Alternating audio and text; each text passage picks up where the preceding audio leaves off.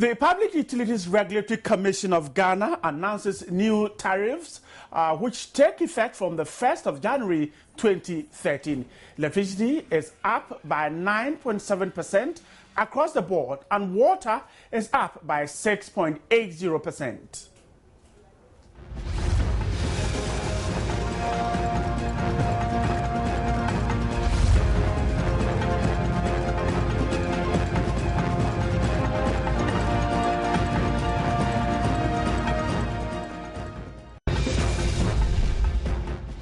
The figures, according to PRC, is as a result of the full implementation of the automatic adjustment formula.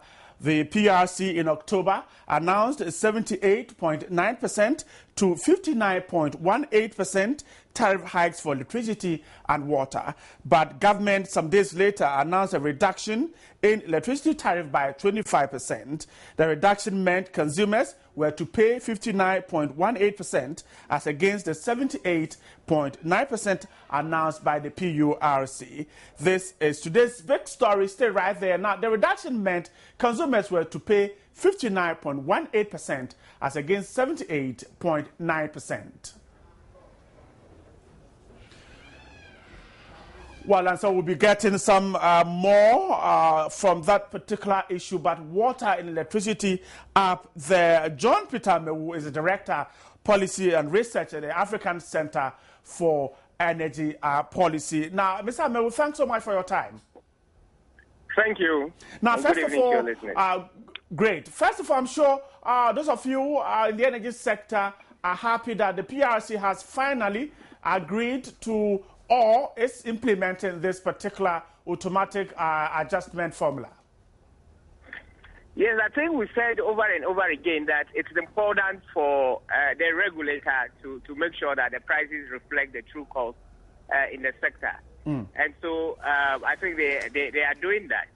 And that is the right thing to be done. You know, we need to pay the right price for utility so as to attract our independent power producers to come into the system and generate more power. Notwithstanding that, we also need to eliminate the waste in the system so that the cost that we pay for must reflect the true value of the services that are provided. I can't hear the man. Hello, Mr. Mewu, are you there? Yes, hello. I can hear you. Yeah. Well, I was asking that you think this is indeed what we have been waiting for all this while? Yes, of course. As I stated earlier on, the need for us to pay the realistic price is what we need in the current system now. And so the ability of the regulator to trigger the automatic price adjustment formula, I think it's in the right direction. We're going to witness this as we move into the coming years. The difficulty, therefore, is how frequent this adjustment is going to be. That is going to be the inconveniences to the consumers. And so we suggested that it could be done, based on a long-term marginal cost pricing rather than a short-term, automatic adjustment as we'll be witnessing. Because getting to next year, as and when the price indicators go either way, the prices will fall or the prices will go up. And this will save some inconveniences to the consumers, of course. And so your worry is about how frequent this is going to happen? That is exactly what our worry is. And in order to forestall those inconveniences, it is therefore important to estimate a long marginal cost price based on which the adjustments, could be done. So over a period of, say, 1 year, price increments can occur within 2 times if we are really working towards a long-term marginal cost pricing rather than the current short-term automatic adjustment indicator. But it does not suggest that this quarterly arrangement is not good enough. Well, the automatic adjustment is just an indication that certain price indexes within the build-up have changed. Okay, and so what that means is that if you're able to estimate that over 1 year period, you could at the same time be able to fix the price 2 times in a year. There is nothing wrong about that. It can be done. You only need to be very clear on your realistic estimation. If you're able to get that figure, it can easily be done rather than, constant adjustment mentally or every 3 months or whatever it is. That will save a lot of inconveniences to the consumer. Right. You see, again, but the difficulty is that the industry is going to suffer, and as much as the industry suffer, the multiplier effect in terms of employment, productivity will eventually also fall. So as much as we are critical of increasing tariffs in terms of our utility, we should try to look into the need of the industry also, which is very critical, so that they are not affected so much in terms of their level of productivity. I'll come back to you to explain exactly what you mean by the industry will suffer. But let me speak to Kofi Kapito, the Chief Executive of the Consumer Protection Advocate Agency. Now, Mr. Kofi Kapito, the PRC has just come out with the announcement that beginning next month, 2014, the automatic adjustment formula will be implemented. And I'm sure consumers should be excited about it. Are you trying to be funny, or are you being realistic? Yes, I'm just being optimistic. Okay. The question is, look, the automatic adjustment thing is not really a very bad thing. But the question is, I don't agree with the fact that we have to do it every quarterly. Unfortunately, if we're going to review these things every quarterly, then I would say that salaries and wages of workers should also be adjusted every quarterly. Look, there's something called ability to pay. Right. This idea that somebody sits in his or her office and thinks because he has the mandate, because his job is to look and adjust, that does not mean that you have to do it. We are in a country that basically, you see, it's unfortunate like Ghanaians are not as angry as other countries around us. You remember a few years ago in Nigeria, when the government decided to take away the subsidy on the fuel, what happened? People took to the streets. Unfortunately, it looks like Ghanaians, we don't even want to fight for causes that matters to us. Because if this has been in any other jurisdiction, any other place, people should be on the street. People should demonstrate. I mean, I don't know the percentage that they are talking about. So let me be a little cautious here. We're talking about 9.7% for electricity and about 6.8% for water. So obviously, the utility, I would say, for maybe within 4 or 5 months, has been increased over close to 90%. Exactly. Because the last time was 78.9 and plus 9%. We are looking about close to 90%. Right. Excuse my French. Which product in the world is increased by 90% in 6 months? The last time, Mr. Capito, the last time the increases came, when it was about 78 and 50, the concern was that you waited all this while, piled up the hikes, and now you are pushing it on us. Now that a quarterly adjustment is coming in, isn't that perhaps easing our difficulties as consumers? But the question is, you cannot, let's even assume that from now on, they will increase it every quarterly, let's say 9%, which is a single digit anyway. Right. But the question is, if they're going to increase it 4 times in a year, let's assume that, for argument's sake, we say between 7 to 9%. If you times it by 4, do you know what the percentage is? You're almost talking about 40. If it's 7 times 4, you're looking at 28% in a year. Okay, I don't know anything that, look, inflation does not even grow by 28%. Inflation. I mean, looking at the inflation in Ghana, they look at the so-called other parameters, being the dollar exchange to the cedi, increase on petroleum, which is the crude oil. Right. They look at the hydro thermal mixture and all that. Yeah, but the thermal and the hydro mixture, everybody knows that the hydro is almost 50 to 55%. That is what we use in the mix. We use the other part as the gas and the light crude. Which part is the light crude? Gas and hydro is the cheapest. So assuming we are getting gas and hydro more often, and we are even using less crude, Why are we always being told about this crude oil, crude oil, crude oil? I mean, is it only Ghana that uses crude oil in generation? That's the question I want to ask. I also want to let me put this question to Mr. Amewo. I'll come back to you now. Mr. Amewo, you said earlier that industry will suffer from this. Can you explain why? Yes, of course. You see, in Ghana, our pricing regime, we got it wrong. What we're doing in Ghana, instead of pricing the industry a bit lower than the normal consumers, we're doing it the other round, where industry tends to be paying higher. It is expected that industry pay lower so that, the multiplier effect of increase in production and employment can generate more output for the country. And so a case where they tend to pay higher, as we are witnessing now, any incremental jump would, definitely affect it. But you see, what is important in a price regime in an energy sector is an element of transparency. We need to be clear in our mind what are the constituents of the price that are increasing, just as my good friend has really pointed it out. Right. Whatever is costing for this automatic price adjustment now need to be made clear and, put out there for the public to be aware. Crude oil prices over the period have not increased so much. Gas prices has resumed, has been very stable because, of the shale gas outburst in the United States. Prices have come down. Hydro is on board. We haven't seen any fall in water levels. We have just have the breed dam being added on board. So in terms of the feed, there is no justification for anybody to say that there have been changes in the feed, and that is why we are having a new increase.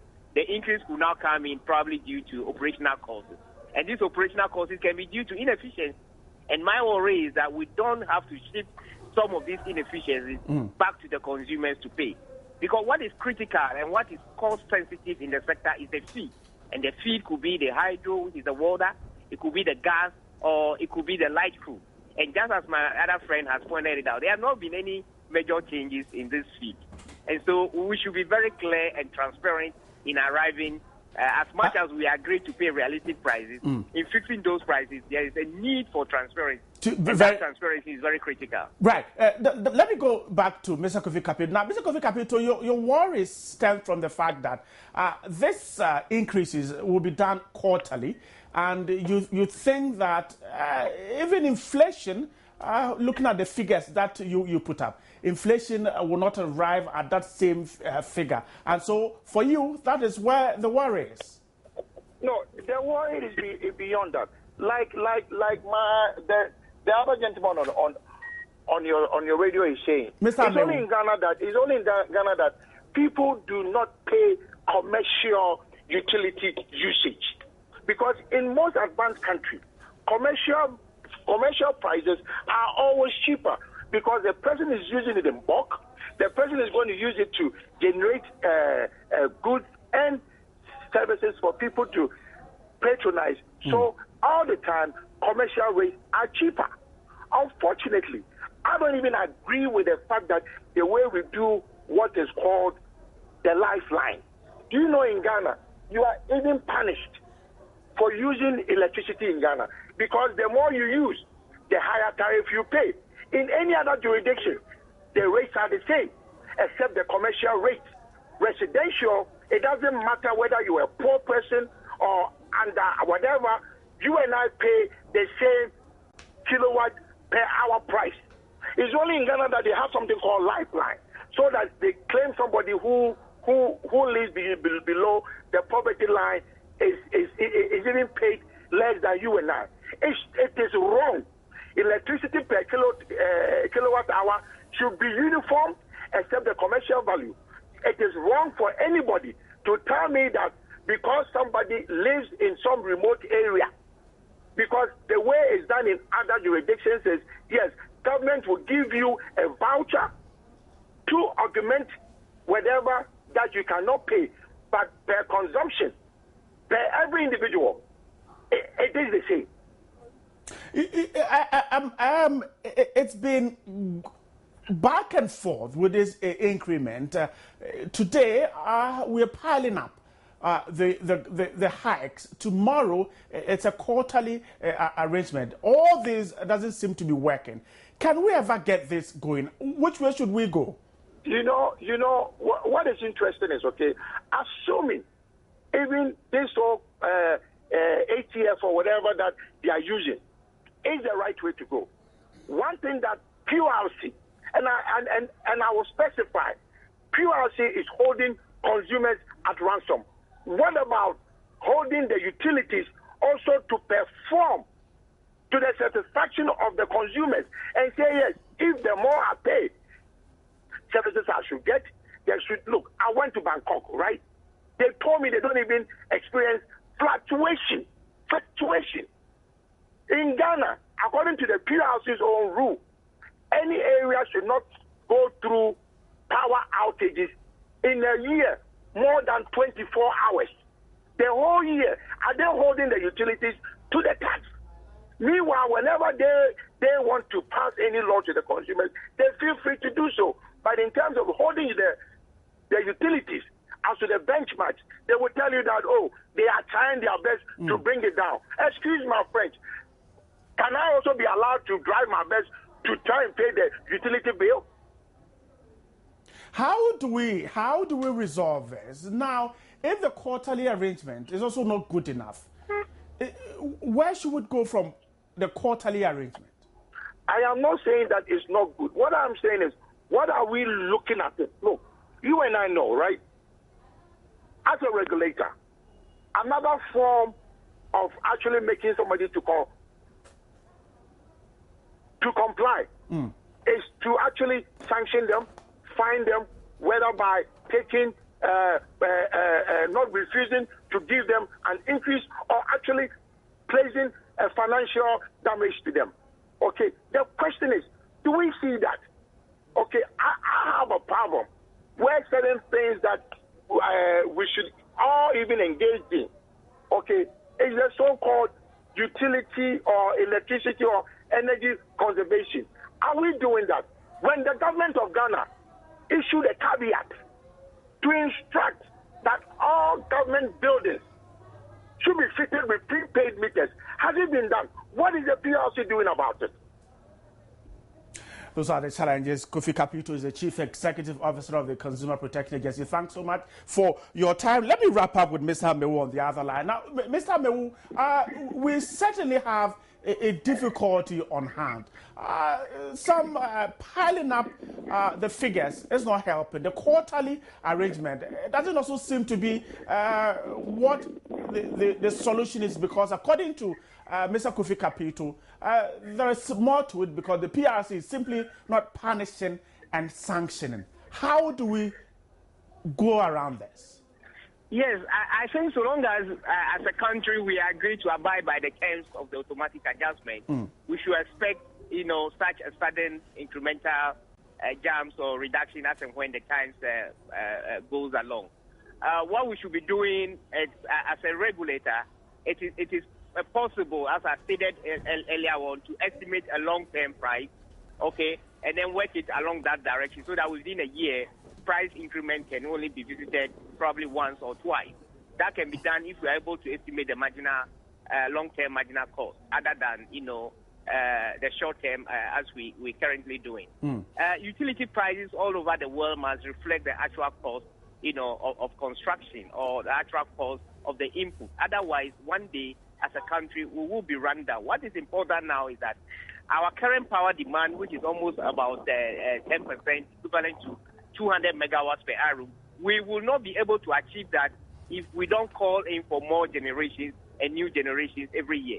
The only way we can do it is when we pay a realistic price to give signal to the independent producers that downstream, the regime is good for them to come in and invest. If we don't do that, our lives will keep on, going off any time that we need power. We may not be able to get it. And so realistic prices of power is important, and it is equally important that automatic adjustment formula is triggered, but it must be triggered with some element of transparency, so that Ghanaians are aware really what elements call for the the increases. This is very important in the power pricing. And so you are advocating the automatic adjustment formula, but you think that a yearly thing is better than the quarterly?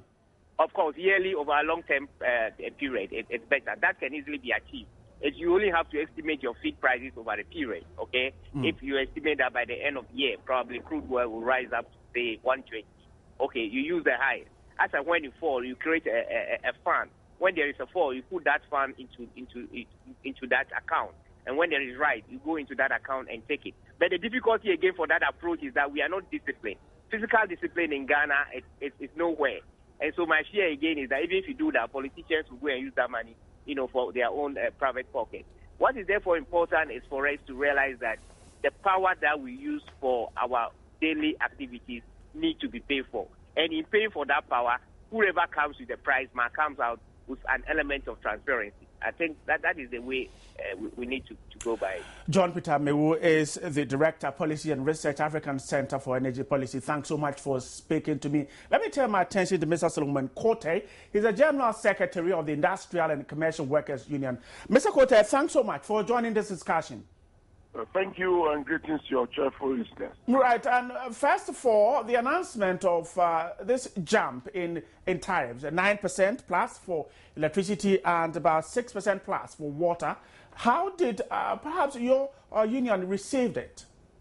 Well, in our view, this is something that we had expected because in the recent hikes that we saw and the agitation that brought us a 25% downtrend, it was obvious that if even a person who causes the garbage must pay for it, and those of us who are also consuming power, obviously we must also pay for it. We have called for these automatic adjustment formula to be applied. We are hoping that it will not all the time come up with increases. We are hoping that a time will come that we'll also see a nosedive with some decreases. So for us, well, we will take it in the stride of it and hope that this will strengthen the quality services that the utility services are supposed to provide for us. Some energy experts argue that commercialization industries should rather not pay so much. They should buy power at a very cheaper cost so that they can use whatever money they save from it to generate employment. How do you react to this? Well, all other things being equal, what you have said must be the perfect situation for us, so that those in industry will also be receiving some relief to enable them keep industry running and keep employment going.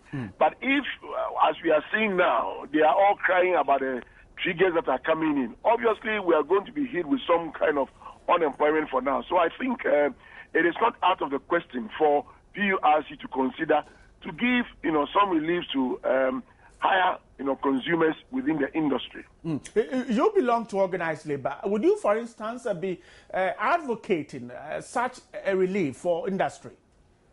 Well, obviously, these were some of the things we were expecting to see in the 2014, up and coming, budget. Because if we look at the rate of unemployment and we keep advocating that the economy will be driven by the private sector, and the private sector can only stand on its feet if some of these reliefs are coming in, because the increases we had in the last time already compels some employers to shut down certain units and departments, therefore creating some level of unemployment. And we think if this view that you have shared, which already is being propounded by organized labor, the PURC will look at it and look at it again in order to save the economy. Solomon Kote is the General Secretary of the Industrial and Commercial Workers Union. Thanks so much for your time. The Public Utilities Regulatory Commission of Ghana has announced new tariffs which take effect from the 1st of January 2014. Electricity has been increased by 9.7% across the board, and water is up by 6.80%. The figures, according to PURC, is as a result of the full implementation of the automatic adjustment formula.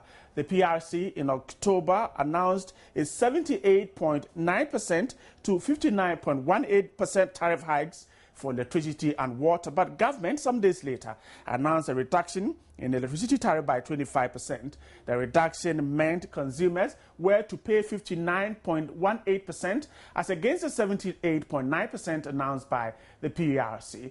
Now, the Commission also announced that all other factors were involved in the technical working group, which was set up by government to look into the utility tariffs, advised it on the way forward in October, presented its report. Now, looking at the various scenarios of tariffs, the group said a 60% tariff will cover at a minimum the cost of generation and transmission. The report also recommended the immediate implementation of the automatic tariff adjustment formula. Now, let's revisit the committee's recommendation after meeting government in late October.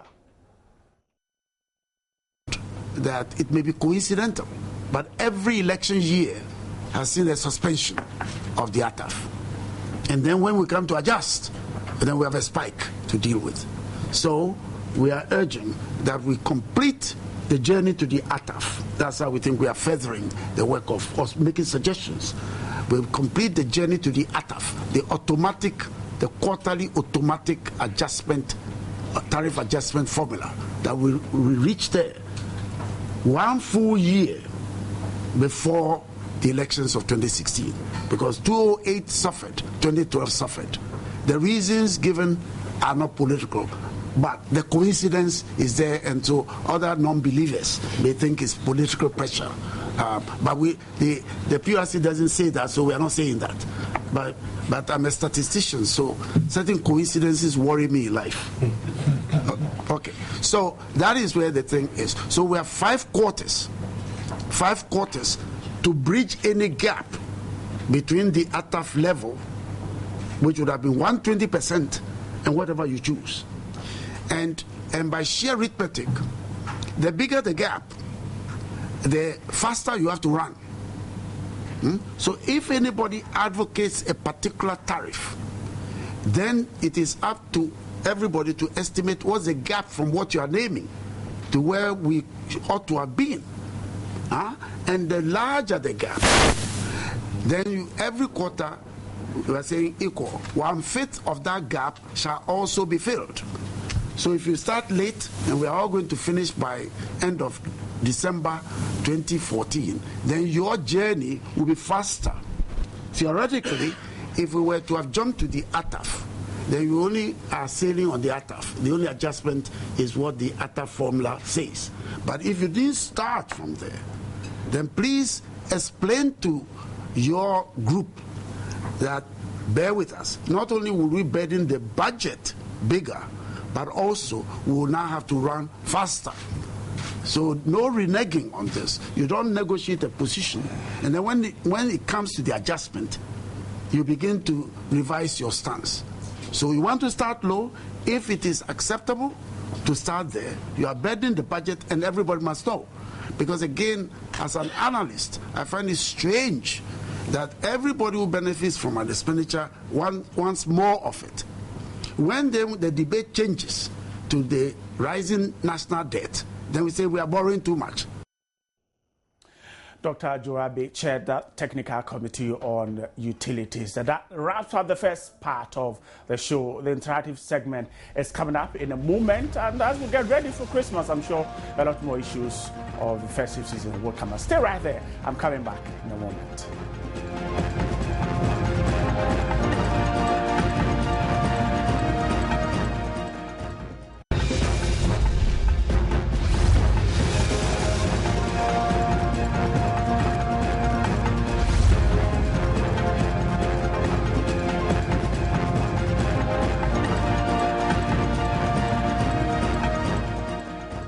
Welcome back to today's big story. Time now to get interactive, especially as we're getting ready for the festive season. Marian is here. Welcome, Marian. Thank you. Christmas is getting nearer and nearer. Just a few days to go. Yes. And I'm sure a lot of people are anticipating great things come. They are indeed anticipating great things. But if you do remember, when we started JN Interactive, we started a survey which we call the What Matters to You. Right. And I think at that particular time, the election petition hearing was still on. And we rated so many things. And the hope was that perhaps people will say that the court case was very important to them, but it wasn't trending.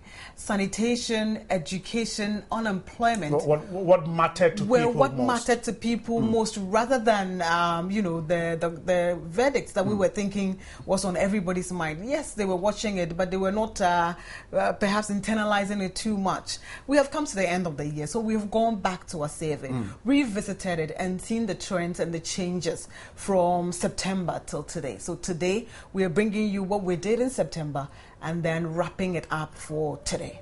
Welcome, Marian. Thank you so much. This is your interactive show, and my name is Marian Toure.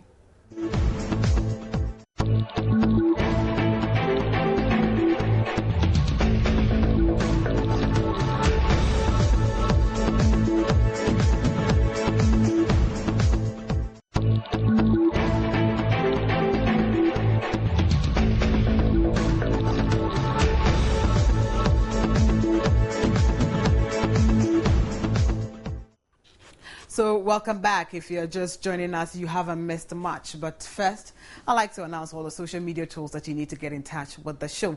You will find us on facebook.com/joynews-on-TV. Like our page, comment on all the posts we put there, and we would amplify your voice by sharing them with the rest of the world. You will find us on Twitter too, and we tweet at Joy News on TV.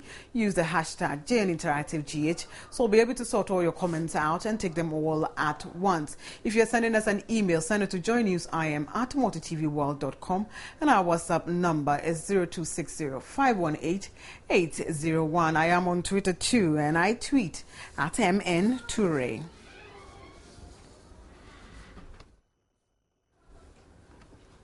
And as always, JN Interactive is where tech meets news to set the agenda. So as I was speaking to Bright Anful earlier on, when we began JN Interactive in September, we also started an online survey which we called What Matters to You. This was to gauge what was important to you as a Ghanaian. And we discussed the survey results for weeks. If you remember, the Supreme Court proceedings was still ongoing. Surprisingly enough, the court proceedings did not even feature in the top 3 issues, that we spoke about. It was sanitation, education, unemployment, and corruption, and they were the most important things. So today we are going back to review the survey, and we have also created a new one. Corruption has been a big theme in Ghana this year, and a lot of us have read and listened to media reports in anger and disappointment. After the initial reactions fade away, we realize that our attitudes of corruption and dishonesty are deeply entrenched in our society, and we wonder what can we do about it as ordinary Ghanaians. So today let's go back and look at our trending survey that we did, the old one. I'd like for you to to see it on your screen right now, so that we can all go through it and then compare. At that time, sanitation was trending massively, and then we move on. The next chart we're speaking about education, which was moderately important to people, and you can see on that trend, the chart trend, that what matters to you, and education was trending in that. The next one was unemployment. That people were saying, hey, I need a job, so stop talking about all of these things and give me a job to do. Those were the things that were trending when we started the survey 5 months ago in September.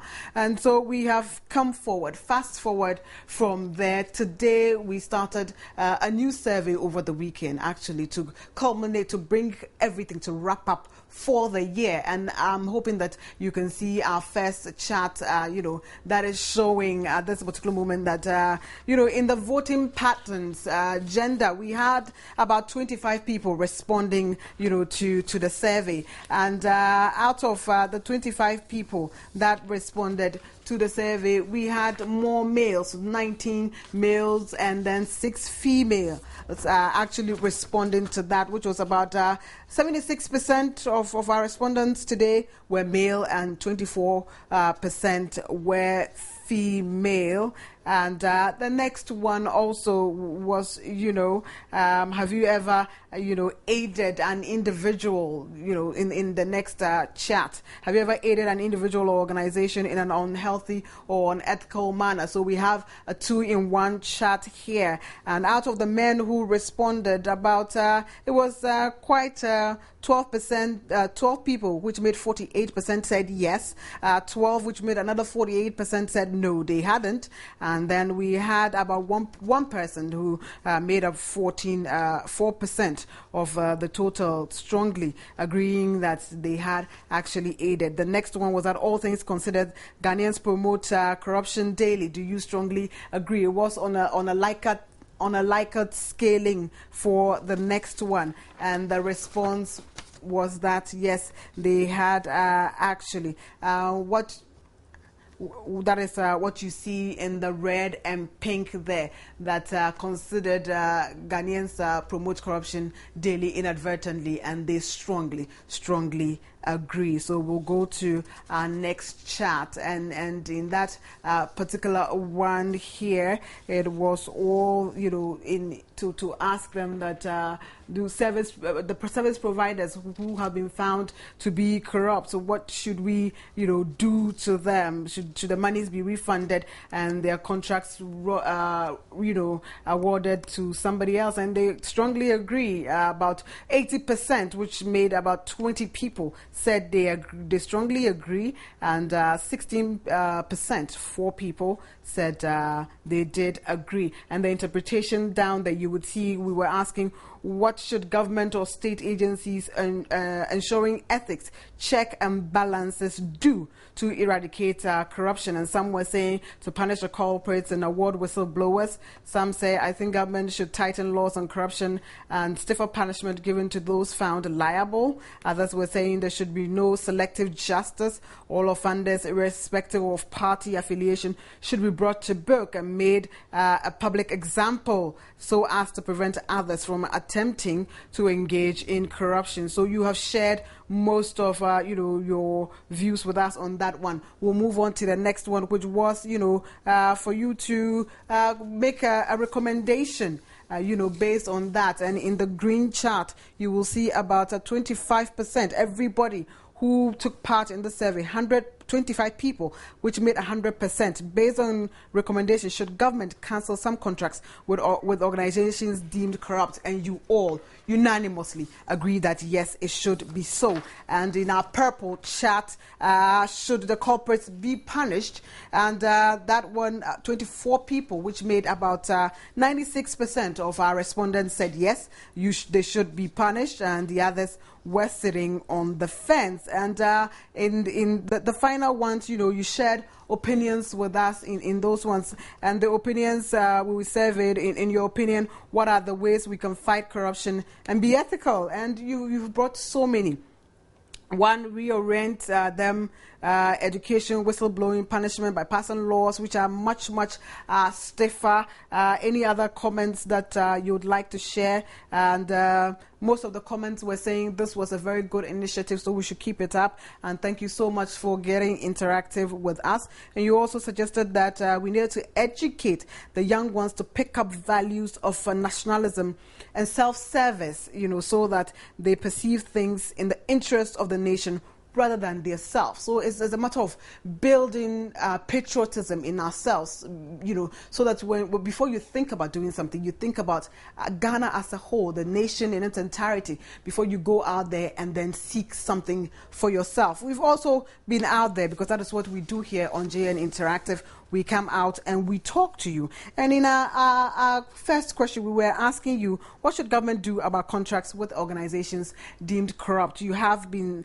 answering so many of them. But the first video blog here, we're asking, do Ghanaians promote corruption, daily unconsciously? Do you and I, do we do that? That perhaps, hey, we might aid somebody. Someone says, oh, Marian, could you, sign this thing for me? Although I know you were not the person who did, but could you sign it so that I can pass this or do that? Would I even do that? I might, yes, because of the relationship that I have with the person, and say, hey, I'm only doing them a favor, but I'm not thinking that I am actually increasing corruption, in society. So the first one, do Ghanaians promote corruption daily, unconsciously? Let's take our first video blog. That would depend on an individual, because we all claim we are Christians and Muslims. So if we believe in God, then we should be able to change our attitude. Always they are saying, how are we going to fight about corruption? Now, it's not the matter of this thing does not depend alone on the government. Now, it depends on all the people in the country. Especially the churches should speak up. The ministers should take up, because they are the main people, the directors. Those are the ministries. You see, those are the district level. They are doing all those things. And corruption, you see, corruption doesn't mean that it is within the ministers. Look at the policemen. They are corrupt. Go to the hospital, doctors, they are corrupt. Go to the churches, the same thing. Go to the market, you see, the same thing. And you yourself, the same thing. Corruption as it is, we need more education on the corruption story. And then also, I think we also need to strengthen our government agencies, the institutions. Normally when we talk about corruption, we think of only politicians. But then those people, they're the directors and all that. They are the people perpetrating the corruption more. But then we seem to ignore them. So I think education on corruption, and then also strengthening our governmental institutions. Right from our homes, our various homes, and from homes to the streets, to even where we bought cars. For example, let's take it, there is a queue. You are going somewhere there. When there is a queue there, sometimes some of us sometimes you have to tip how do you call it? No, it's not even the conductor, the bookman. We have a station master, and sometimes some people have to tip the person for him to get a seat. Whereby when the car comes, we say, one front. You see, so I don't think corruption, we all have to get involved in fighting corruption. It's not only the government who has to fight corruption. It's all of us.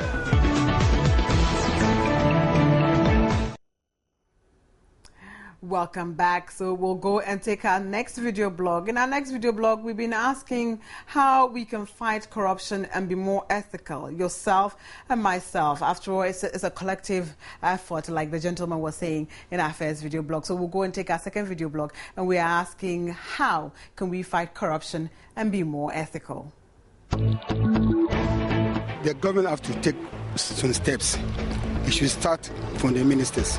If you know you are a minister is corrupt, is putting his hand into the coffers, please send him to the court. If the judges over there they are corrupt, you see. So if they brought all this into the court and the judges sat down with clear mind and sentencing those people, they will stop all those things, because they will fear that if the law get hold of me, they send me to court, I'll go to prison. Many people fear prison.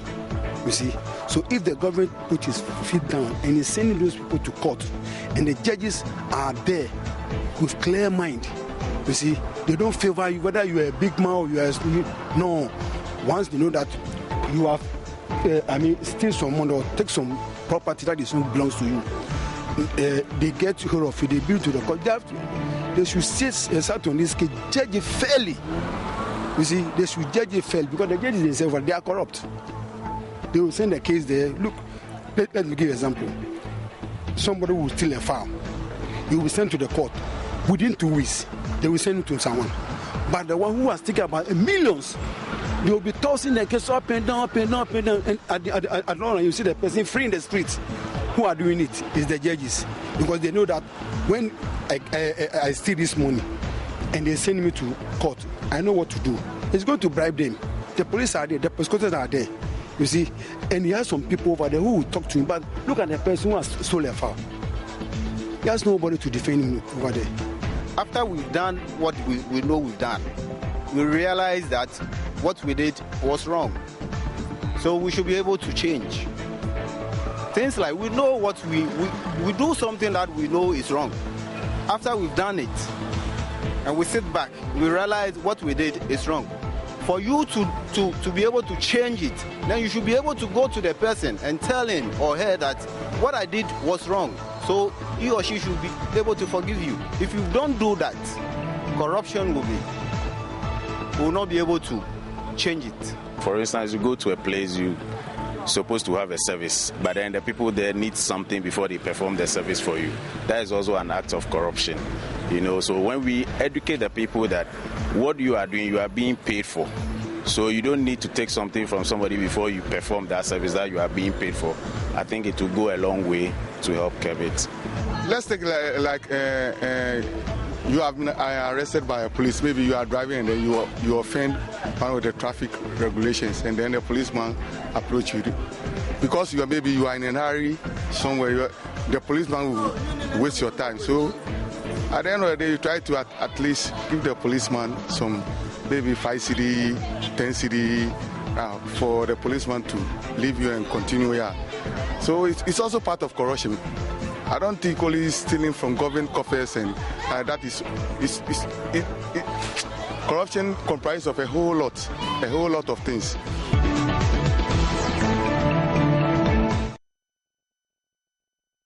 So we'll take our final video blog and then take some of your comments that are coming through. And in our final video blog, we are asking, what should government do about contracts with organizations that are deemed to be corrupt? Let's take our last video blog. Normally, what's happening in this country is we do have a lot of committees, commissions, and all that, finding out what actually happened in a circumstance.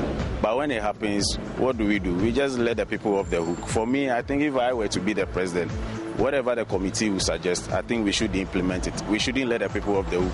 Whoever is found culpable should be punished, should be tried in court.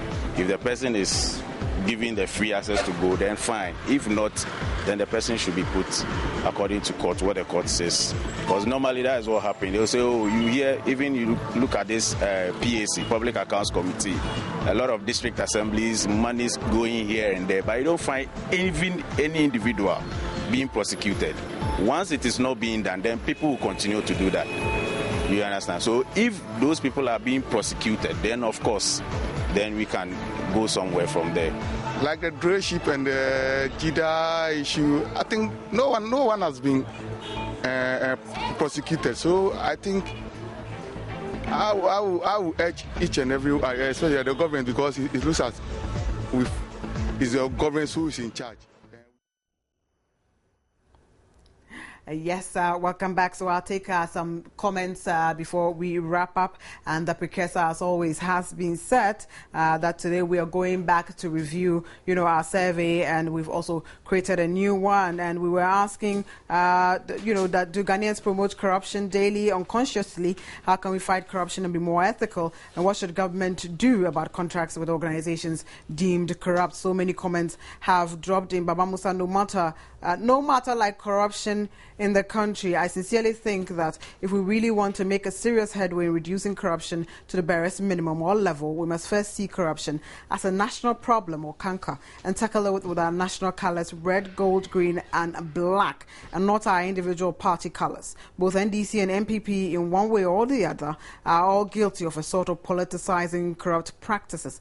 I think that as a country, we have had enough over the politicization of corruption, and it hasn't helped much in the fight against corruption. There's so much of it here. Move on to another one. Majid Awudu Gushegu Marian, whenever you raise this issue, it baffles me. In fact, I know corruption exists long before today, but the government seems to be legalizing corruption whilst pretending to be fighting it. Lies, propaganda, politics is what is killing us in Ghana. My final comment, Kennedy Asare Bequin says, we promote it always, especially drivers and the police, also when people are looking for admissions into the various schools. Merry Christmas to you all. Bright and Full is back, so we can wrap up together. Right, and tomorrow is Christmas Eve, and a lot more right here on this network, and we'll be getting more, especially as we get into the festive mood. But thanks so much for having stayed on for us. So join us exclusive is coming up right after this. My name is Bright Nanamfo. And my name is Marian Ture. Do enjoy the rest of our programs.